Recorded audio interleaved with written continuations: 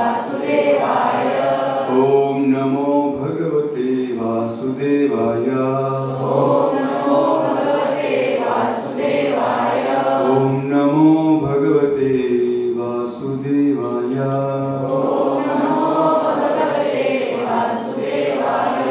ओम अज्ञानतिरन्धस्य ज्ञानाञ्जनशलाकया चक्षुरुन्मीलितं येन तस्मै श्रीगुरवे नमः। श्रीचैतन्यमनोभीष्टं स्थापितं येन भूतले स्वयं रूपधरामणीयं ददाति स्वपदान्तिकं। वन्देऽहं श्रीगुरो श्रीयुतापदकमलं श्रीगुरून् वैष्णवांश्च। श्रीरूपं सागरजातं सहगण रघुनाथं वितं तं सजीवं साद्वैतं सावधूतं परिजनासहितं कृष्ण चैतन्यदेवं श्रीराधा कृष्ण पदान् सहगण ललिता श्रीविशाखान्वितांश्च। हे कृष्णा करुणा सिन्धु दीनबन्धु जगत्पते गोपेश गोपिका कान्त राधा कान्त नमोस्तुते। तप्तकाञ्चन गौराङ्गी राधे वृन्दावनेश्वरी वृषभानुसुते देवी प्रणमामि हरिप्रिये। वाञ्छाकल्पतरुभ्यश्च कृपा सिन्धुभ्येव च पतितानां पावनेभ्यो वैष्णवेभ्यो नमो नमः। नमो विष्णुपदाय कृष्णप्रेष्ठाय भूतले श्रीमते भक्तिवेदान्त स्वामिनिधि नामिने। नमस्ते सरस्वती देवे गौरवाणी प्रचारिणे निर्विशेष शून्यवादी पाश्चात्य देशकारिणे। जय श्री कृष्ण चैतन्य प्रभु नित्यानंद श्री अद्वैत गदाधर श्रीवासादि गौर भक्तवृंद। हरे कृष्णा कृष्णा कृष्णा हरे हरे हरे राम राम राम हरे हरे। मुखं करोति वाचालं पङ्गुं लङ्घयते गिरिं यत्कृपातमहं वन्दे श्रीगुरो दीनतां परमानन्दमाधवम्।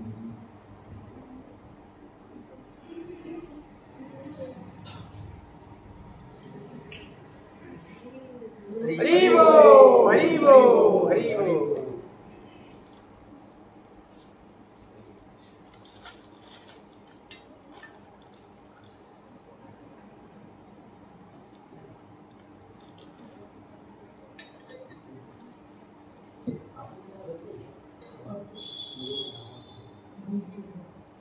श्रीमद् भागवतम स्कंद पहिला श्लोक अध्याय क्रमांक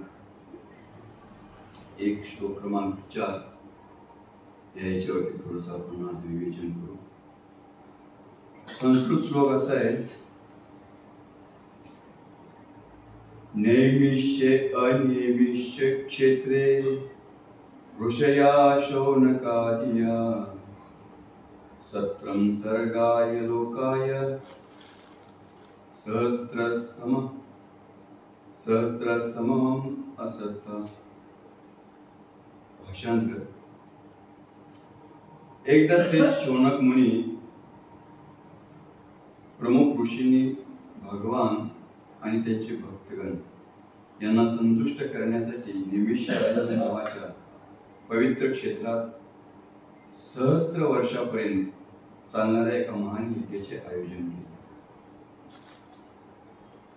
तात्पर्य हे श्री भक्तिवेदांत स्वामी श्री प्रभुपादांद्वारा प्रथम 3 श्लोकात भगवंतांची प्रस्तावना दिलेली। आता या महान साहित्याचा मुख्य विषय प्रस्तुत करण्यात येत आहे। भागवताचे व्याख्यान प्रथम श्री सुखदेव गोस्वामींनी केल्यानंतर निमिषारण्यात दुसऱ्या वेळी त्या व्याख्यानाचा पुनरुच्चार झाला। वैवीय तंत्रात असे म्हटलेले आहे की या विशिष्ट विश्वाचे शिल्पकार ब्रह्मदेव यांनी संपूर्ण विश्वाला आवृत्त करू शकेल अशा एका महान चक्राचे चिंतन केले या महान चक्राचे नावे हे नैमिषारण्य नामक विशिष्ट ठिकाण आहे. त्याचप्रमाणे वराह पुराणात नैमिषारण्याचा दुसरा एक उल्लेख आहे. तेथे असे म्हटलेले आहे की या ठिकाणी यज्ञ केल्याने राक्षसी वृत्तीच्या लोकांची शक्ती क्षीण होते. या कारणास्तव ऋषींनी अशा प्रकारच्या यज्ञ नैमिषारण्यात करण्याची ठरविली. भगवान विष्णूंचे भक्त त्यांच्या प्रसन्नतेसाठी सर्व प्रकारचे यज्ञ करतात. भक्त भगवंतांच्या सेवेत आसक्त असतात आणि पतित जीव भौतिक अस्तित्वाच्या आनंदात मग्न असतात. भगवद्गीतेत असे म्हटले आहे की भगवान विष्णूंना आनंद देण्याव्यतिरिक्त दुसऱ्या कोणत्याही कारणाकरिता भौतिक जगात जे काही केले जाते ते पुढील बंधनास कारणीभूत होते. म्हणून सर्व कर्मे श्री विष्णूंच्या आणि त्यांच्या भक्तांच्या संतुष्टीर्थ याज्ञिक दृष्टीनेच केले पाहिजे आणि यामुळे प्रत्येकाला शांतता लाभेल व सर्वांचा उत्कर्ष होईल. सामान्यपणे थोर ऋषीमुनी जनकल्याणार्थ नेहमीच उत्सुक असतात. त्याचप्रमाणे शौनक मुनींनी आमंत्रित केलेला ऋषीमुनी या यज्ञ समारंभाला एकत्र आले होते. मंद बुद्धीच्या लोकांना शांतता आणि समृद्धीचा योग्य मार्ग कोणता याची जाणीव नसते. तथापि ऋषी मुनींना तो मार्ग माहीत असतो आणि म्हणून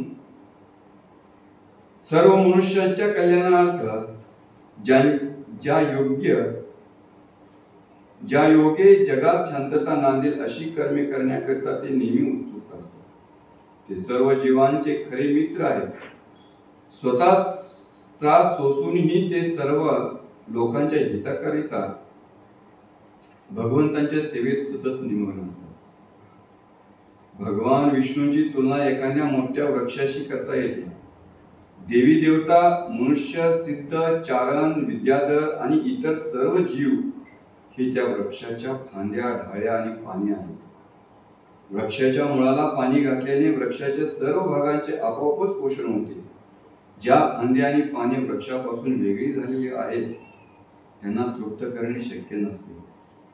वेगळ्या झालेल्या फांद्या आणि पाने यांना जरी पाणी घालण्याचा सर्व प्रकारे प्रयत्न केला तरी त्या फांद्या आणि पाणी हळूहळू सुकतात.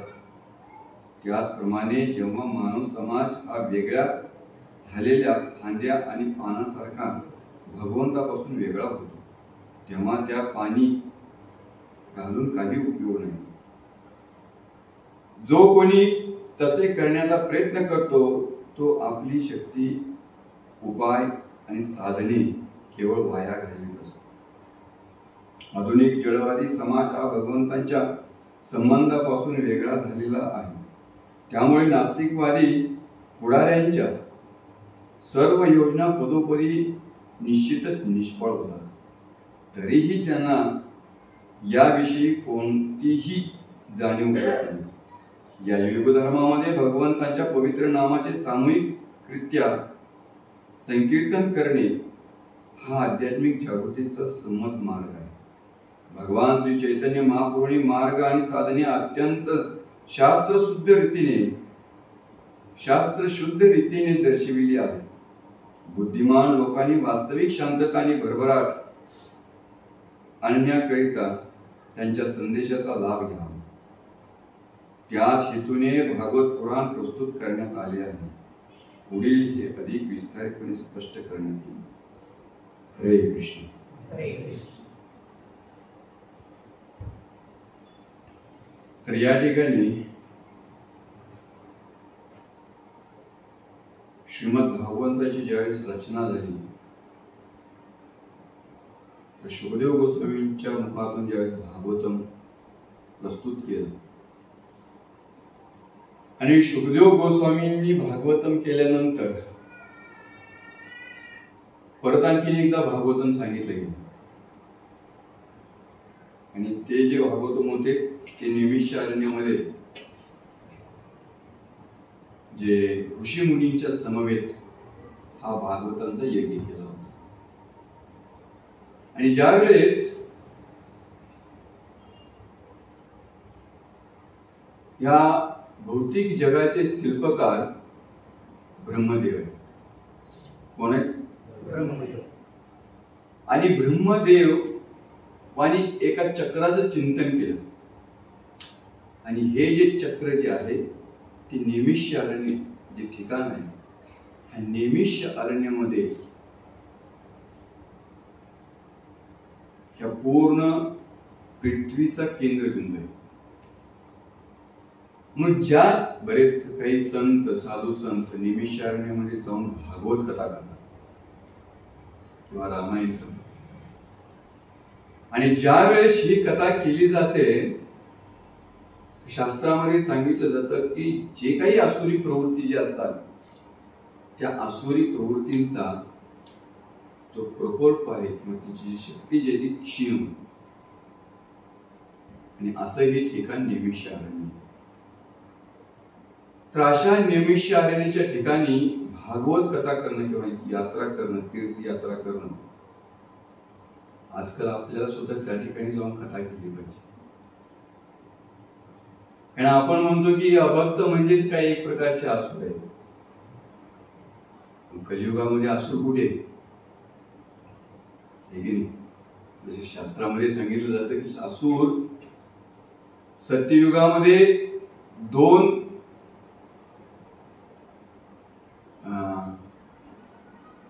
सत्ययुगामध्ये वेगवेगळ्या ब्रह्मांडावर होते असुर आणि दैवी. सत्ययुगामध्ये. द्वापार युगामध्ये एकाच पृथ्वीवरती.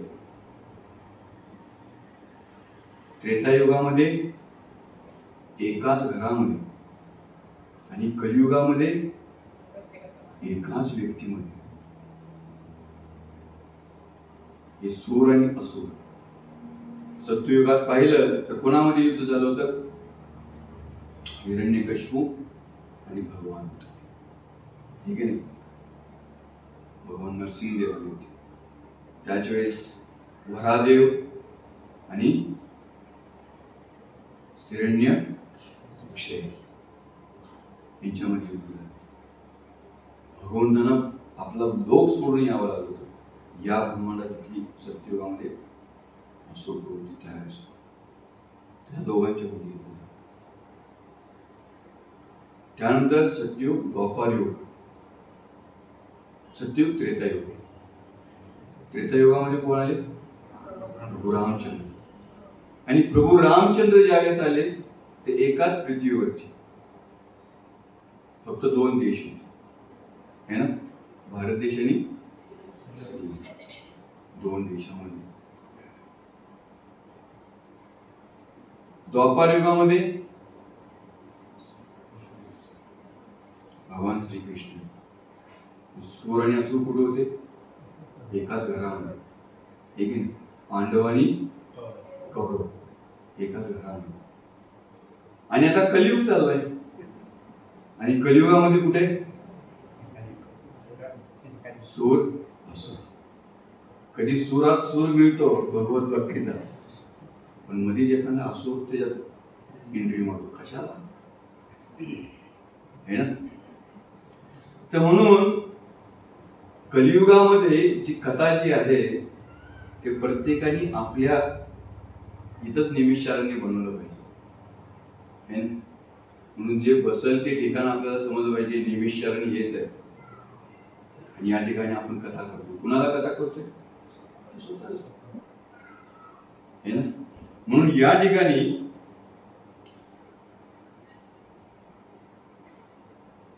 तात्पर्यामध्ये प्रभुपाद सांगतायत की प्रथम 3 श्लोक म्हणजे आता भागवतांचे हे जे आज हा श्लोक निश्चित निवडला, कारण श्रीमद भागवतम जे आहे हे भगवंतांचं पूर्ण लीला आणि त्यांचं पूर्ण रचना या ब्रह्मांडाची याच्यात दिलेली. तर हे जे भागवत हे असं फळ आहे की परिपक्व फळ आहे. त्याच्यामुळे भागवत हे आपल्या रोज जीवनामध्ये वाचलंच पाहिजे. रोज कमीत कमी एक पेज तरी वाचा. जसं आपलं जेवण्यासाठी रोज तर आपण नियमित जेवतोच, रोज ठरलेलं असतं ब्रेकफास्ट, लंच, डिनर. त्यात काही मागं पुढं थोडं होत असं पण होतं. असं नाही की आज नकोच असं होतं का? हे झालं शरीरासाठी, पण आत्म्यासाठी काय? कारण आत्मसंतुष्टी त्यावेळेस होईल, कदाचित 4 रसगुल्ले खाऊन संतुष्ट होईल, ते काय काळात होता.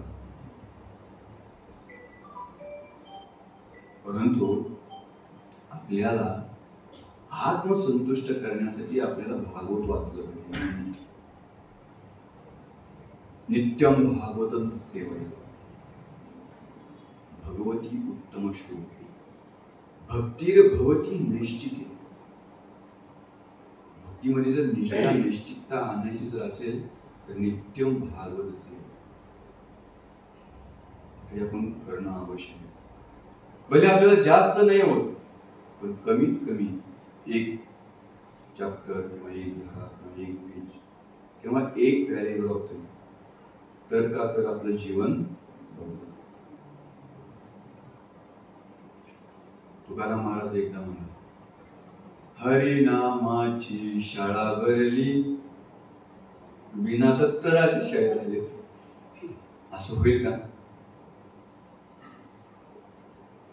हरिनामाची शाळा भरली, शाळा शिकताना तान भूक हरली. काय संत सांगून गेले. तर म्हणून आपल्या जीवनाचा अभ्यासक्रम हा भगवत भक्तीतला अभ्यासक्रम काय? गीता, भागवत, चैतन्य चरितामृत हे ग्रंथ आपण काय केले पाहिजे? नित्य नियमानं वाचले पाहिजे. आपण शाळा शिकलो, आपलं ग्रॅज्युएशन झालं, पण हे ग्रॅज्युएशन कशासाठी झालं? हे शरीर पोचण्यासाठी झालं. पण हे शरीर ग्रॅज्युएशन झालं हे शरीर पोचण्यासाठी. पण ग्रॅज्युएशन करून शरीर पोचून पण आपण आनंदी आहोत का? खऱ्या अर्थानं सुखी झालोय का? म्हणून खरी शांती जी आहे, सुख आणि शांती, जोपर्यंत आपण भगवत भक्तीचा आश्रय घेत नाही तोपर्यंत ही शांती लावू शकत नाही. म्हणून या ठिकाणी प्रभुपाद सांगतायत की भागवताचे व्याख्यान प्रथम श्लोक शुद्धोध गोस्वामींनी केल्यानंतर नेमिषाने दुसऱ्या वेळेस या व्याख्यानाचे उच्चारण केलेले. की हे जे उच्चारण आहे कालाच्या प्रभावानं शुभदेव गोस्वामी, व्यासदेव शुभदेव गोस्वामींनी ज्यावेळेस हे भागवत कथा केले त्यानंतर परत येऊन ऋषींनी हे केलं. का? कालांतरानं हे जे ज्ञान जे आहे ते घटित होत जात. कलियुगात तर असं आहे, आता ऐकून बाहेर गेलो, प्रसाद घेतला, घरापर्यंत जाईपर्यंत सगळं विसरून जातो. काय बोलले होते प्रभूजी, असू दे काहीतरी बोलले होते, काही नाही. आपला 1 तास चांगला गेला, कथा केलं, कीर्तन केलं, प्रसाद घेतला. कलियुगाचा किती प्रभाव आहे. आणि अशा कलियुगामध्ये आपण भगवत भक्तीसाठी किती जागृत असलं पाहिजे. म्हणून नित्य नियमानं वायव्य तंत्रात असे म्हटलेले आहे की वैविध अनेक तंत्र आहेत, अनेक विषय आहेत, अनेक ईशोपनिषद आहेत. तर या ठिकाणी सांगतायत की यामध्ये असे म्हटलेले आहे की या विषयी शिल्पकार ब्रह्मदेव आहेत आणि संपूर्ण विश्वाला आवृत्त करू शकेल अशा महान चक्राचे त्यांनी चिंतन केले. ही विश्व सृष्टी ज्या वेळेस निर्मित केली त्याच वेळेस माहित होतं की आपल्याला शांतीचा मार्ग कुठेतरी प्रस्थापित केला पाहिजे. त्यावेळेस ब्रह्माजींनी चिंतित केलेलं. जसं आजकाल आपली घरं बांधली जातात आणि आजकाल एवढे हुशार झालेले आहेत की वास्तूनुसार घर बांधायचं बरं का. म्हणजे तो नास्तिक का असं ना, पण वास्तू का ते जी एवढं भले नास्तिक असो, काही कर्मकांडी असो, पण वास्तू आता मानता येते. काही लोक शास्त्र मानणारे तरी कलियुगाचा आहे थोडासा. आता म्हणजे प्रभुपाद म्हणतात की हे युग जे ते सुवर्ण युग चाललेलं आहे भगवत भक्तीसाठी. कोरोनापासून तर आणखीनच भक्तीत सुवर्ण दिसतेच की हे जग खरोखरच भक्तीमध्ये थोडस लागलेलं, ओढ लागलेलं. माहित नाही ओढ लागले काय, पण काहीतरी बाबा करावं असं वाटतंय कोणाला आतूनच. कारण न दिसणारे भगवंत कोरोनाच्या वेळेस दिसले लोकांना, आहे की नाही. न दिसणारा जर एवढा जर महाभयंकर जर आपत्ती येत असेल तर न दिसणारे भगवंत काही करू शकतात लोकांना कळाले आहे ना. आणि मग यावेळेस ज्यावेळेस ब्रह्माजी हे जे ठिकाण वास्तूकडे का गेलो, कारण आजकाल वास्तुग्रहामध्ये असं केलं जातं की ईशान्य कोपऱ्यात आपलं देवस्थान काहीतरी बांधलं पाहिजे बाबा, ठेवलं पाहिजे. नाहीतर मधल्या काळामध्ये देवाचं स्थान म्हणजे जिन्याच्या खाली जागा असते ना, त्याच्या खाली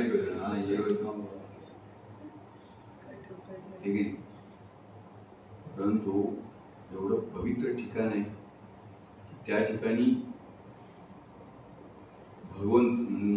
भगवंताला शिखर असत. म्हणजे भगवंतांच्या वरती काही नाही, त्याच्यावर पाय पण नाही ठेवू शकत.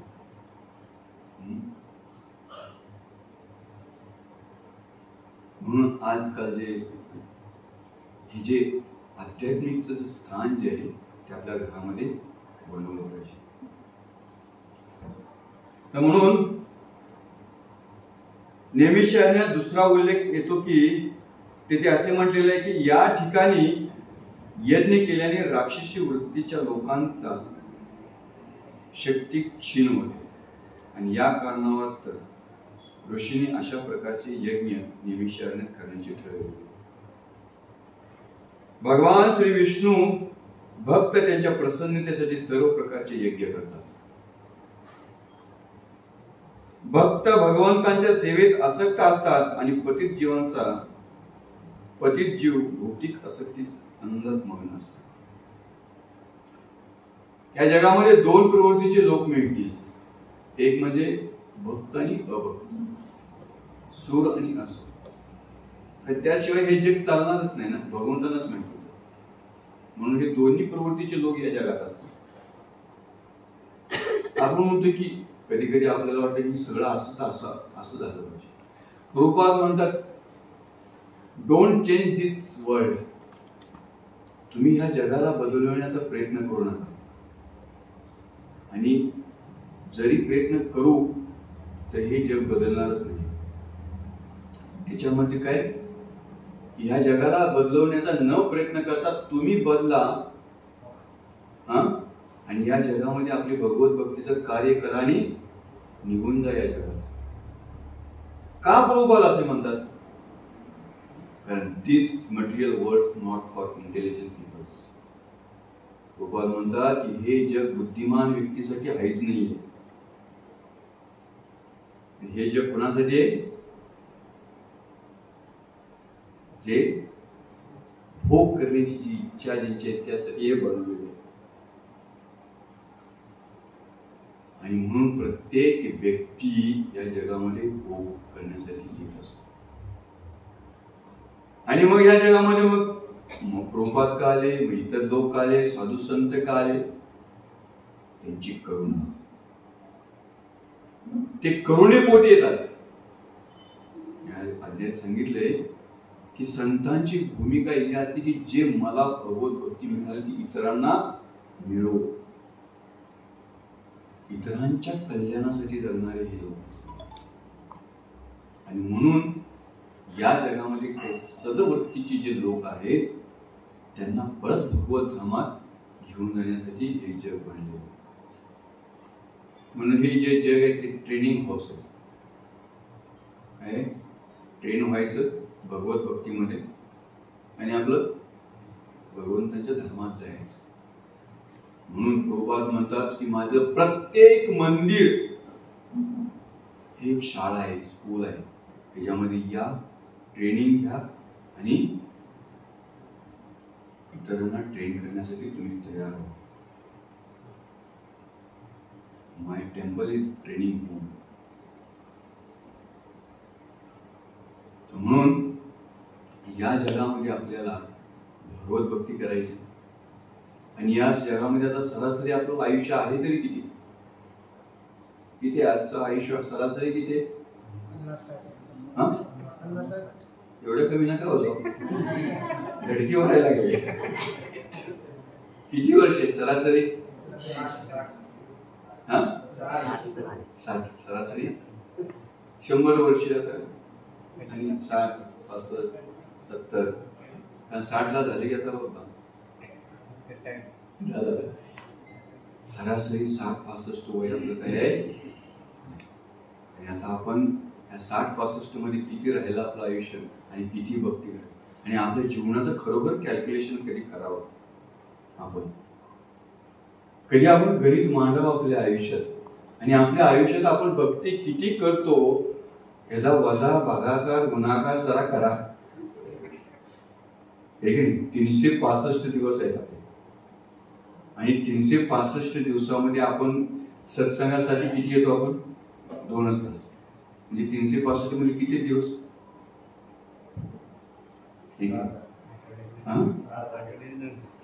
कोण आहे कॅल्क्युलेशन गणित आहे का कोणाचं? 730. 730. माझं काही तेवढं चांगलं नाही. ठीक आहे, मी सांगतो. सरासरी सांगू, एका दिवसामध्ये आपल्याला 12 तास, 24 तास. ठीक आहे ना. 24 तासाचे 2 तास आपण काढायचा विचार करतो है ना. म्हणजे महिने किती आहेत, दिवस किती आहेत? एका महिन्यात 30 दिवस आहेत. 30 दिवसातले आपण किती तास काढले पाहिजेत? ठीक आहे. म्हणजे टोटल किती तास? 60 तास. ठीक आहे. 60 तासातले म्हणजे किती दिवस झाले? 730 दिवस होतात. 2 तास झाले 365 महिन्यात काढायला पाहिजे. ठीक आहे. हे मी का बोलवून घेतो, तुम्ही कॅल्क्युलेशन करा. म्हणजे आपलं जीवन किती किती क्षणिक राहिलेलं आहे आणि या 60 वर्षात आपण किती मोठ्या योजना आखतोय आणि भगवत भक्तीची योजना आपण एक पण आखत नाही ना. कशी आपल्या जीवनाला शांती मिळणार है ना. तर म्हणून प्रभुपाद या ठिकाणी सांगत आहेत, या संपूर्ण विश्वातील आवृत्त अशा एका महान चक्राचे चिंतन केलेले आहे. महान चक्राची नाभी नैमिषारण्यात आहे. या ठिकाणी त्यांच्या त्याचप्रमाणे वरा पुराणात नैमिषारण्याचा दुसरा एक उल्लेख करण्यात येतो. ते म्हटलेले आहे की या ठिकाणी यज्ञ केल्याने राक्षसी वृत्तीचा लोकांच्या शक्तीचा क्षीण होतो. या कारणास्तव ऋषींनी या प्रकारच्या यज्ञाचे नैमिषारण करण्याचे ठरवले. नैमिषारण यज्ञ करण्याचं ऋषींनी ठरवलं.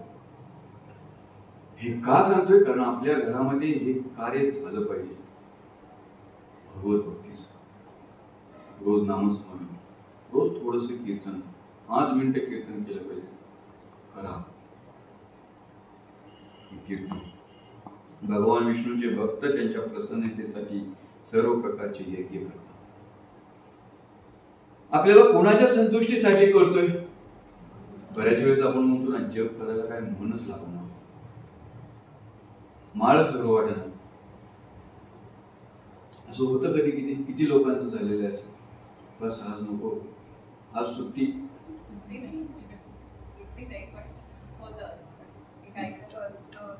नको वाटतं कधी. या ठिकाणी नेहमी आपली प्रसन्नतेसाठी भगवत भक्ती करू नका. आपल्याला माहित आहे की आपल्याला भगवंतांना संतुष्ट करायचं. आणि ज्यावेळेस हा एम आपल्या डोक्यात असेल ना, खऱ्या अर्थाने आपण संतुष्ट होतो. कारण आयुष्यभर आपल्यासाठीच आपण विचार केलेला आहे, मी आणि माझं, मी माझं, मी माझं, मी माझं. एकदा एक साधू संत होते आणि ते आत उभीत बसले होते. आणि एक बाहेर एक राजा आला आणि म्हणलं की मला महाराजांना भेटायचंय. तर तुम्ही कोण आहात त्यांना सांगा की मी राजा आलेलो.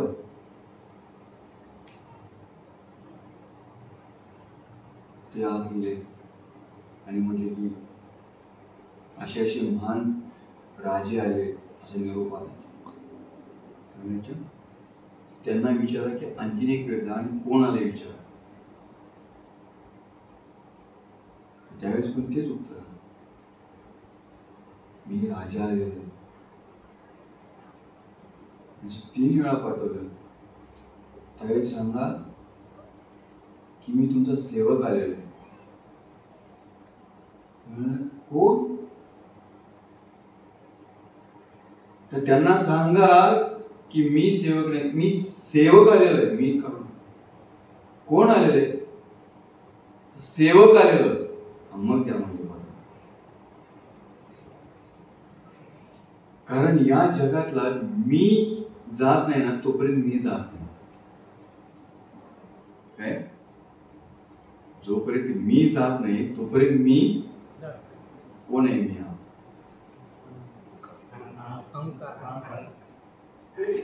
रावण आणि राम याच्यामध्ये काय फरक होता? रामायण आता झालं, बऱ्याच लोकांनी रामायण वाचलं असेल. रामकथा झाली का? झाली असं म्हणून मी भेद करतो. रामायणामध्ये काय फरक आहे? प्रभू रामचंद्र आणि रावणामध्ये काय फरक आहे? रावणाकडे भरपूर काही सर्व होतं, भक्ती शक्ती सर्व काय होतं. एकच शब्द सांग. त्याच्याकडे अहंकार आहे. रावण अहंकार आहे. आणि राम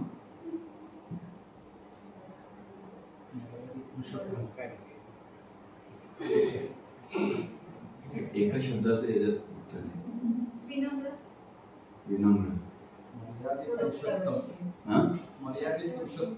मर्यादा पुरुषोत्तम प्रभू रामचंद्र. राम सत्वगुणी होते, रावण तमोगुणी. कोण म्हणतो सत्वगुणी? एवढं सरळ काही दैविक शक्ती घेतल्या त्यांच्याकडे काहीतरी होतच. हे थोडंच आहे.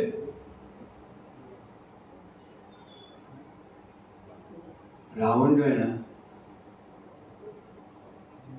रावणाला स्वतः अहंकार होता. आणि प्रभू रामचंद्र रावणाला ज्ञानाचा अहंकार होता आणि रावणाला अहंकाराचं ज्ञान होतं. समजलं? ज्ञानाचा अहंकार आणि अहंकाराचं ज्ञान, बस. राम आणि रावण दोन शब्द. ठीक आहे. आपल्याला अहंकार येतो आपल्या ज्ञानाचा.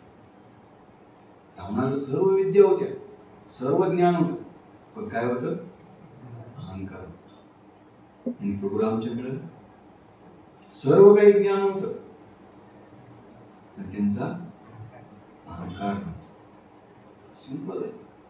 मी जर विचारलं रावण आणि रामात काय फरक होता? एकाला ज्ञानाचा अहंकार होता आणि अहंकाराचा.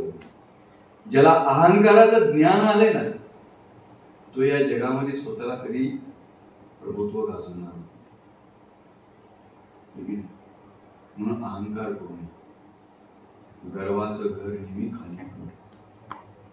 मराठीमध्ये म्हणा, भक्तीमध्ये पण तेच आहे. म्हणून या ठिकाणी भगवान विष्णूंच्या प्रसन्नतेसाठी भक्तांनी सर्व प्रकारचे यज्ञ करतात. म्हणून आपल्याला आपण यज्ञ करतो. प्रत्येक व्यक्तीला यज्ञ. कलियुगामध्ये काय यज्ञ? हरिनाम संकीर्तन हाच यज्ञ. म्हणून कलियुगामध्ये आपल्याला एकच यज्ञ दिलेला आहे, तो म्हणजे हरिनाम संकीर्तन. हरे नाम हरेर्नाम एव केवलम कलौ नास्तेव नास्तेव नास्तेव गतिरन्यथा. ह्या जगामध्ये अन्य कुठलीही गती नाही. केवळ या हरिनामाचं कीर्तन, हरिनामाचं कीर्तन, हरिनामाचं कीर्तन, याच गोष्टीनं आपल्या कलियुगाला नाही करू शकत. हरे नाम एव केवलम कलो नास्तेव नास्तेव नास्तेव गतिर अन्यथा. कलियुगाला नष्ट करण्यासाठी अन्य कुठलीही गती आणि मार्ग नाही, केवळ हरिनाम सोबत. तर म्हणून पतित जीव भौतिक अस्तित्वात आनंदात मग्न आहे. या जगामध्ये प्रत्येक व्यक्ती या भौतिक गोष्टीच्या आनंदात तो काय झालेला आहे, रुजलेला आहे. आणि त्या भौतिक गोष्टीने तो आनंद प्राप्त करण्याचा प्रयत्न करतो, पण कधीही तो व्यक्ती संतुष्ट होत नाही. म्हणून ह्या भौतिक जगामध्ये भगवद्गीतेत असे म्हटलेले आहे की भगवान विष्णूंना आनंद देण्याव्यतिरिक्त दुसऱ्या कोणत्याही कारणाकरिता भौतिक जग हे नाही. जे काही केले जाते ते या जगात बंधनास कारण आहे. या जगामध्ये प्रत्येक व्यक्तीनं भगवंतांच्या आनंदासाठी जर आपलं जीवन जर केलं, जसं की एखादा गाडीमध्ये ड्रायव्हर गाडी चालवतोय, त्या गाडीमध्ये एसी आहे, तो ज्यावेळेस एसी चालू करतो तर तो कुणासाठी केला जातो? गाडीमध्ये कोण बसलेला आहे? मालक. साधं उदाहरण, त्या मालकासाठी ड्रायव्हरनं एसी चालू केला. मालक म्हणतो काय तू एसी घेऊ नको, असं आहे का? त्या ड्रायव्हिंग सीटवर अशी काही केबिन बनवली? सिंपल उदाहरण. तर जसं ड्रायव्हर एसी घेतोय मालकासाठी चालू केलेलं आहे, मालक जसं एसी घेतोय तसंच ड्रायव्हरला त्याचा लाभ होतो. म्हणून जीवनामध्ये आपण आपल्या जगाचे मालक कोण आहेत? आपल्या जीवनाचे मालक कोण आहेत? म्हणून प्रत्येक गोष्ट आपण त्यांच्यासाठी ज्यावेळेस योजना आखतो त्यावेळेस ती योजना आपल्यासाठीच असते. हे आपल्याला ज्ञात झालं पाहिजे. म्हणून या जीवनामध्ये जे पण काही कार्य आपण करतो आणि ते जर आध्यात्मिक नसेल आणि जर भौतिक जर कार्य असतील तर ही जी कार्य जी आहे ती बंधनास कारणीभूत आहे. कधी कधी आम्ही गीता कोर्स मध्ये एक एक्झाम्पल देतो. पूर्वीची कॅसेट होते माहिती, कॅसेट, ते कॅसेट असं फिरायचे, एक रिंग भरायची आणि एक रिंग खाली व्हायची है ना. तर भगवत भक्तीमध्ये असेल एकच दिशेला फिरतात, इकडे फिरतंय इकडे फिरतंय, पण होतं काय, एक भरत जात आणि एक दोन्ही फिरते. म्हणून आध्यात्मिक व्यक्ती पण आपले कार्य प्रपंच घर संसार करत असतो आणि भौतिक लोक सुद्धा घर प्रपंच संसार करत असतात. दोघांच्या मध्ये फरक काय? एक ज्यावेळेस स्वतःसाठी करतो तो काय होतो, आपल्या जीवनामध्ये बोजा बनतो, आपली कर्मामध्ये तो गुंतत जातो. आणि एक काय होतोय, कर्मामधनं रिकामा होतो. आता पूर्वी टेप रेकॉर्डर राहिली नाही, कॅसेट जुनी लोकांनी पाहिले असेल तुम्ही, म्हणून मी हे उदाहरण दिलं. आता नवीन काही तर शोधावं लागेल है ना. तर सांगायचं की या जगामध्ये आपण जोपर्यंत आपण भगवत भक्तीमध्ये नाहीये आणि भौतिक जगामध्ये कार्य करतोय, तर भौतिक जगामध्ये जे पण काही आपलं कार्य भगवंतांना विस्मरण करून जे काही करतोय ते केवळ या बंधनास कारणीभूत. मग काय आपण असंच बंधनात राहायचं आणि असंच आपलं जीवन करायचं नाही. एकच मनुष्य जीवन आपल्याला मिळालेलं आहे की पुढच्या जीवनाची आपल्याला तयारी करायची. आणि ती तयारी म्हणजे कसं आपण भगवंताच्या निकट जायचं. म्हणून प्रत्येक गोष्ट आपल्याला भगवंताशी जोडायचं. संसार करायचा आहे प्रत्येकाला. म्हणून नरोत्तमदास ठाकूरजी कोणी भजन लिहिले, नादिया बोधलो मी नित्यानंद महाभजन. कुणी भजन लिहिले, कुणी सर्च करा, नरोत्तमदास ठाकरे. नादिया बोधलो मी नित्यानंद महाजन, पतियाचे नाम जीवे रखा. शेवटचं आहे, कृष्ण रस संसार करी छाडिया नाचार. कृष्ण रस संसार करी छाडिया नाचार. ज्यावेळेस कृष्णासाठी आपण संसार कार्य करतो त्यावेळेस आपला अनाचार जो आहे तो आपोआप सुटून जातो. संसार तर आपल्याला करायचा आहे, लेकिन या जगामध्ये बिना संसार आहे. पशु पक्ष्यांचा पण संसार आहे, लेकिन अरे संसार संसार ते गाणं आहे काही. बहिणाबाईंची ओवी पण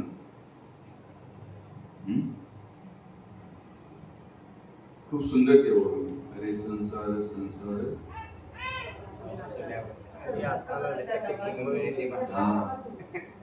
आधी हाताला चटके मग. तर म्हणून आपण हा जो संसार आहे ना तो कृष्णाशी जर आपण जर जोडून ठेवला तर निश्चितच आपला जो अनर्थ जो आहे तो नष्ट होतो. कृष्णेर संसार करी छाडी अनाचार. आपल्याला या जगातला अनाचार सोडायचा. हे जगच अनाचारी आहे. म्हणून या जगामध्ये अनाचार लोकांची कसा हा अनाचार आपण सोडू शकेल. या जगात राहूनच एक एक्झाम्पल आहे, जसं की कमळ आहे. कमळ कुठे येतं, दलदलीत चिखलामध्ये. कधी कमळाच्या हिच्यापाशी जा, त्या कमळाचा चिखल घ्या आणि कधी जरा हातात हे करा, नंतर हात धुवा, नंतर आपला तो सुगंध घ्या. त्या चिखलाचा कसा वास येतो बघितलंय कोणी नाही? कधी बघा, हे अनुभव घ्यायला. एकदम गटरचं पाणी, गटरमध्ये कुणी हात घातले का? कधी पडला असेल, काय चुकून गेला असेल. आम्ही असं कधी कधी खेळता खेळता पडायचं आणि मग ते अंग आणि अंग जरी धुतलं तरी गटरचंच वास यायचं. म्हणजे साबण नव्हतो, ते राग लावा काय तर लावा है ना, त्याचाच वास यायचा. पण ते कमळ जे आहे ते गटरमध म्हणजे त्या दलदलीच्या चिखलातच येतो.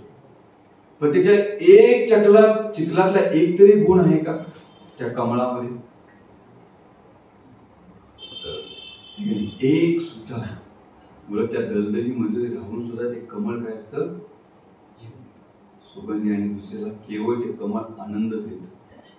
त्या कमळाच्या फुलाकडे बघितलं तरी आपल्याला काय होतं, आनंद. आणि कमळाचा सुगंध तर खूप सुंदर असतो. कधी घेतलं नाही तर या जीवीमध्ये तुम्हाला कमळाचं फूल आमच्याकडे आहे.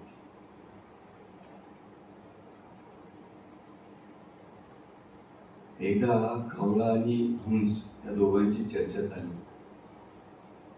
आणि हंस आणि कावळा म्हणला की काय रे हंस, मला एकाच तळ्यात राहतो तू, तुला काय व्हरायटी काही खायला मिळते का नाही? मी बघ किती व्हरायटी खातो म्हणजे. कोण म्हणतो असं? कावळा. आणि कावळा कुठं असतो? सकाळ सकाळी कुठं असतो? कराडचा कचरा पडलेला असतो त्या ठिकाणी कावळ्याची मंडळी असते. काव काव काव काव एकदम संगीतमय त्यांचं चाललेलं असतं. त्यांना वाटलं की माझ्यासारखा कोण गातच नाही, माझ्यासारखा कोण हाकच देत नाही है ना. खातात काय ते कचरा. आणि किती प्रकारचा असतो, व्हरायटी असतो. आणि हंसाची अशी चर्चा झाल्यानंतर हंस म्हणतो, अरे तू कधी कमळातला मकरंद खाल्लायस का? कधी त्याचा सुगंध घेतलायस का? म्हटलं की नाही. मग तुला आता त्याचं काय, कुठल्या तुझ्या पदार्थाचे मी वर्णन करू? कुणाशीच तुलना करता येत नाही त्याची. एकदा हंस म्हणलं की ठीक आहे, तुला कमळाचं मकरंद खायचंय का? चल म्हणजे या ठिकाणाहून आपल्याला जायचंय, हा समुद्र पार करायचा आहे. तिथे एक तलाव आहे, त्या तलावामध्ये काय सुंदर कमळ आहे आणि त्याचा आपण मकरंद खाऊ, चल म्हणे. मला खरंच चल, पण काय पार करायचं? मला हा समुद्र पार करायचा. खवरा त्या समुद्राकडे बघूनच म्हणतो,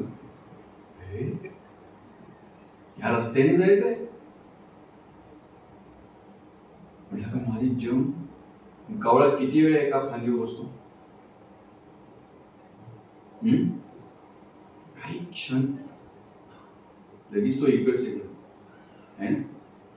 पण हंस त्याच रस्त्यावरती असतो. हंसाची जी झेप जी असते तो कुठं पण समुद्रात उतरू शकतो है ना. कावळ्याची झेप तशी आहे का? म्हणून हे दोन तुलना केली की भक्त आणि अभक्त यांचा भेद असा आहे की भक्तीतला आनंदच माहीत नाहीये तर काय सांगणार. या ठिकाणी प्रभुपाद सांगतायत की पुढील बंधनास कारणीभूत न होता आपली कर्मे विष्णू प्रित्यार्थ केली पाहिजे. म्हणून भक्तांच्या संतोषार्थ यज्ञिक दृष्टीने जे काही कर्म केले जाते त्यामुळे प्रत्येकाला शांती प्राप्त होते. सामान्यतः थोर ऋषीमुनी जनकल्याणाच्या नेहमीच उत्सुक असतात. ऋषीमुनी हे जे असतात त्या सत्वृत्तीचे जे लोक असतात, इतरांचं कल्याण कसं व्हावं याच्यात आपला फायदा असतो. त्याचप्रमाणे शौनक ऋषींनी आमंत्रित केलेला ऋषी मुनी यज्ञ समारंभात एकत्रित होते. मंद बुद्धीच्या लोकांना शांतता आणि समृद्धीचा योग्य मार्ग कोणता याची जाणीव नसते. सर्व जीवांचे खरे मित्र साधुमुनी असतात. स्वतःला त्रास सोसूनही ते सर्व लोकांचे हितकारक भगवंतांच्या सेवेत सतत निमग्न असतात. ही जी सतवृत्ती जी आहे ना भगवत भक्तीमध्ये आली तर आपण ती कधी सोडू नये. एकदा एक विप्र गंगेमध्ये स्नान करतो. बऱ्याच वेळेस मी कथा सांगतो. आणि स्नान करत असताना त्याला एक समजलं की विंचू जो आहे तो काय करतोय त्या पाण्यात पडलेला आहे. तर हे कलियुगामध्ये उदाहरण जर दिलं तर मग रोजी बस झाला. कारण एवढ्या आपण झळा खाल्लेले आहेत ना. मराठीमध्ये एक म्हण आहे, दुसऱ्यानं गाय मारली म्हणून आपण तिचं वासरू मारावं. तो जो विप्र जो आहे तो विंचवाला धरतोय, मोठी गोंधळभर पाण्यात घेतो, तो नदी काठावर जातो, फेकायचा प्रयत्न करतो. मधीच तो दंश मारतो आणि दंश मारल्यानंतर परत त्याला सोडतो, परत पडतोय, परत घेतोय, परत जातो, परत घेतोय, परत जातो. हे एक व्यक्ती काठावरून बघतो की अरे काय करायला विंचवाला वाचव. म्हणले की तुम्हाला काय म्हणले आहे का नाही म्हणले, तुला तो चावतोय आणि तू त्याला वाचवायला चालायस. तो विप्र म्हणतो तो जर त्याचा स्वभाव बदलत नसेल तर मी माझा स्वभाव का बदलावा. काय तो ब्राह्मण सतवर्तीचा जो व्यक्ती आहे तो म्हणतोय तो त्याचा स्वभाव बदलत नसेल तर मी त्याचा का मी का माझा स्वभाव बदल. म्हणून एखादा भगवत भक्तीमध्ये एखादा व्यक्ती जर असेल त्याने आपली कार्य सतत चालले स्वतः आनंदात आहे. बरं खुशी असून नसून है ना. पण जाताना एखादा काय तर बोलून जातो. अशा समाजामध्ये भक्तांना भरपूर कोणी लोक मिळतात. तिलक लावलाय इथपर्यंत, अरे इथपर्यंत ठीक आहे ना, पण इथपर्यंत काय शेंडी ठेवलीच पाहिजे का, टक्कल केलंच पाहिजे का, हे धोती कुर्ता घातलाच पाहिजे का. एखाद्याकडे जसं बघितल्यानंतर सात्विकता वाटते. बऱ्याच कधी इस्कॉनच्या मंदिरामध्ये तुम्ही गेलात, काही मंडळी तुम्हाला अशी दिसेल की त्यांच्या चेहऱ्यावरती बघितल्यानंतर एक आनंद मिळवतात, असं वाटतं त्याला भेटावं. कधी कधी गुरुकुलची मुली जर बघितली नाही तर स्कूलमध्ये बघा, आपण गुरुकुलमध्ये ज्यावेळेस मुलं बघतो असं म्हणजे ते आमच्याकडे ज्यावेळेस गुरुकुल होतं, प्रभू यांना खायला काय देतो, साधं देतो. है ना? का त्यांच्या चेहऱ्यावरती तेज असतं? कारण जे काही त्यांच्याकडे जी सत्ववृत्ती जी असते, हे सत्ववृत्ती तुम्हाला त्यांच्या चेहऱ्यावरती दिसते. म्हणून आपल्याला या गोष्टी करत असताना बुद्धिमान व्यक्ती जो आहे, भले मंद बुद्धीच्या लोकांना शांतता काय प्राप्त होणार? जसं मी उदाहरण दिलं की ज्या योगी या जगात शांतता नांदेल अशी कर्मे करण्याकरिता नेहमी उत्सुकता असतात, सर्व जीवांचे खरे ते मित्र असतात. स्वतः त्रास सोसूनही लोकांचे हित करण्यानं भगवंताची सेवा सतत निमग्न असतात. भगवान विष्णूची तुलना एखाद्या मोठ्या वृक्षाशी करता येते. देवी देवता आणि मनुष्य चारण सिद्ध चारण विद्याधर असे अनेक जे लोक आहेत, हे पानं आणि फांद्याप्रमाणे आहेत. याच्यात एक छोटस एक दृष्टांत दिलेलं आहे. तर ढाळ्या जसं वृक्ष आहे, ही वृक्षाची तुलना कोणाशी केलेली आहे? भगवान विष्णूशी केलेली आहे. वृक्षांच्या मुळाला पाणी घातल्याने वृक्ष सर्व भागांचे आपोआपच पोषण होते. वृक्षाच्या जर मुळाला पाणी घातलं तर आपोआपच सर्व फळं फांद्या फुलं सर्व संतुष्ट होतात. या ठिकाणी सांगितले की मनुष्य सिद्ध चारण विद्याधर गंधर्व हे जे लोक आहेत, म्हणजे देवी देवता जे, हे एखाद्या वृक्षाचे पानं फळ फुला यांच्याप्रमाणे आहेत. वृक्ष कोण आहे? भगवान विष्णू. वृक्षाच्या मुळाला जर पाणी घातलं तर इतर सर्व संतुष्ट होतात. त्याचप्रमाणे ज्या फांद्या आणि पानं फुलं आहेत, वेगवेगळी तृप्त करणे शक्य आहे, वेगळ्या झालेल्या आहेत. एखादी फांदी आणि पानं ह्या हळूहळू जर झाडापासून जर विरक्त झाल्या, वेगळ्या झाल्या, तर त्या काय होतात? सुकून जातात. मग अशांना पानाने पाणी घालून त्या काही संतुष्ट होऊ शकेल? नाही होणार. प्रभुपाद या ठिकाणी सांगतात की जर भगवंतापासून जर एखादी व्यक्ती दूर गेलेली आहे, तर त्या व्यक्तीमध्ये केवळ असंतुष्टताच राहील. काय राहील? असंतुष्ट. आणि अशी जी आहे ती कधी सुख आणि शांती प्राप्त होऊ शकणार नाही. तर म्हणून ज्या वृक्षाची पाने वृक्ष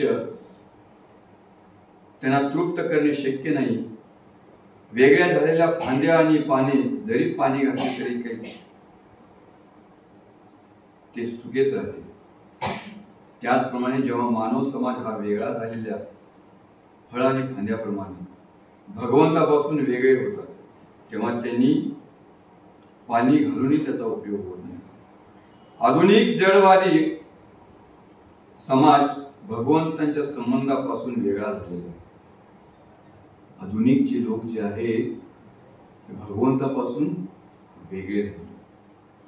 म्हणून कधी कधी विज्ञान आणि अध्यात्म हे दोन्हीची सांगड घालायला लागते. ज्या ठिकाणी विज्ञान संपतं तिथून पुढे काय चालू होतं? अध्यात्म. म्हणून कधी कधी डॉक्टर पण स्ट्रेचरवरती व्यक्तीला म्हणतो, काय आता दवा संपला, आता काय पाहिजे?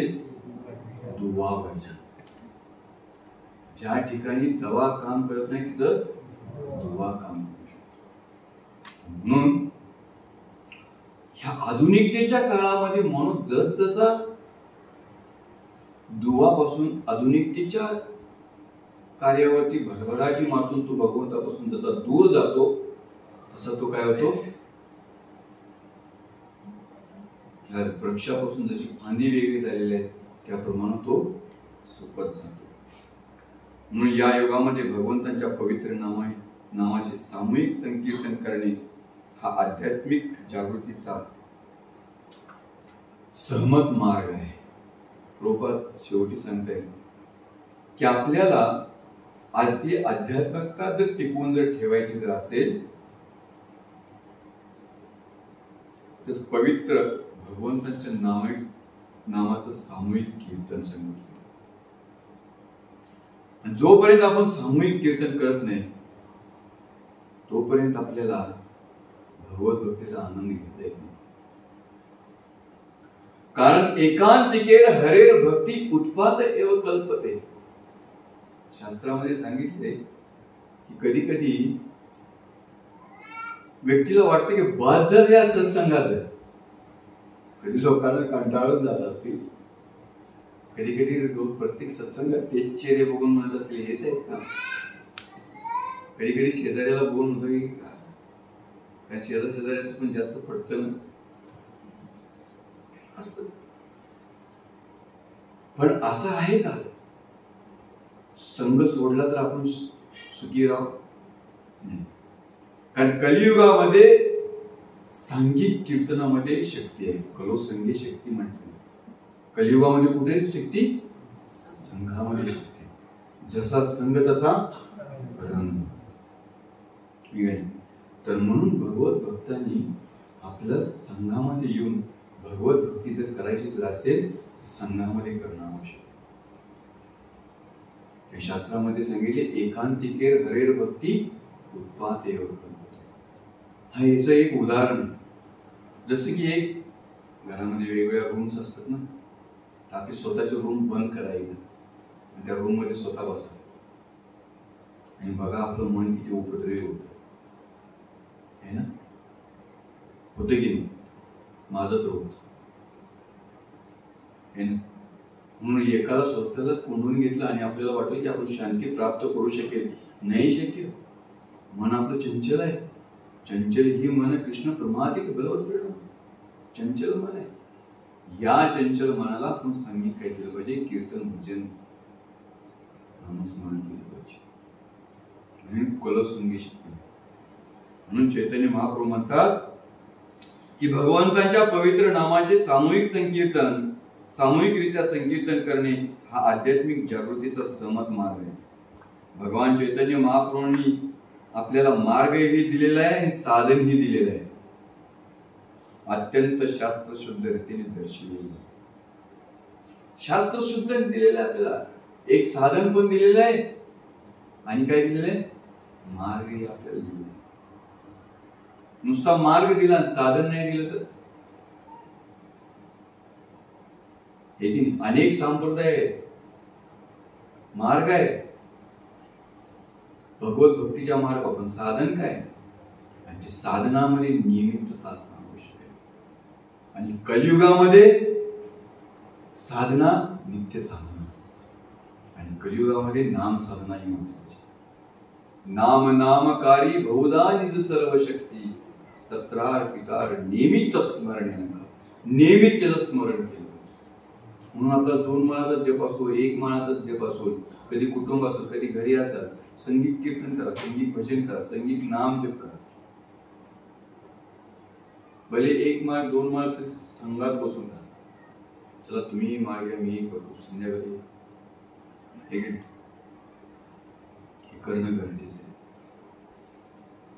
म्हणून शास्त्रशुद्ध रीतीने हे दर्शवलेलं बुद्धिमान लोकांनी वास्तविक शांतता आणि भरभराट आणण्याकरिता त्यांच्या या संदेशाचा लाभ घेतला पाहिजे. त्याच हेतूने भगवत पुराण प्रस्तुत करण्यात आले.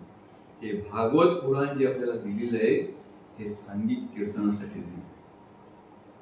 आज लोक काय एवढी तरुण मंडळी किंवा लोक एवढे इस्कॉनकडे आकर्षित होत आहेत?